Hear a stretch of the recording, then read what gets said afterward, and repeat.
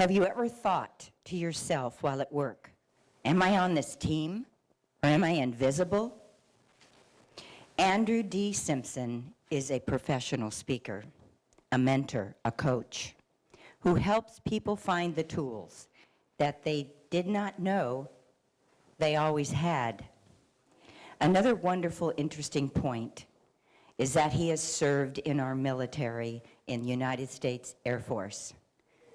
I asked Andrew the same question about what motivated him to get in the field that he's in today. And I loved his story. I know you will too. And let me introduce Andrew Simpson to come up, please. Remember when you were a child and you would always ask, why? Asking because you were inquisitive. You wanted to know exactly how the process worked. When, as an adult, you figure that you know it all, and you stop asking why. And it caused me to question, and I identified three things: research, taking action, and choosing your team. The research came from my dad, who came into the house every day and asked this question: how are you doing? How was your day? And why the trash wasn't taken out.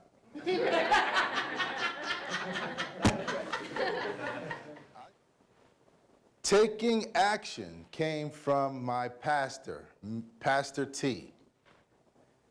I went into his office because he was the dean of my college at the time. He asked me a question, and the question was this: there are 3 frogs that are sitting on a ledge, and they're not saying Bud, why, Zer. But they're sitting on the ledge. 2 of them decide to jump. How many are left?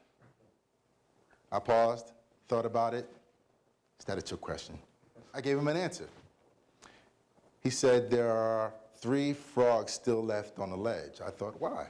He said, because although they decided, they did not take action. Choosing your team. This comes from my grandmother. I could not come into the house without her looking me up and down. This particular time, I came into the house with several of my friends. She raised 8 sons. I was just another boy that needed to be straightened out.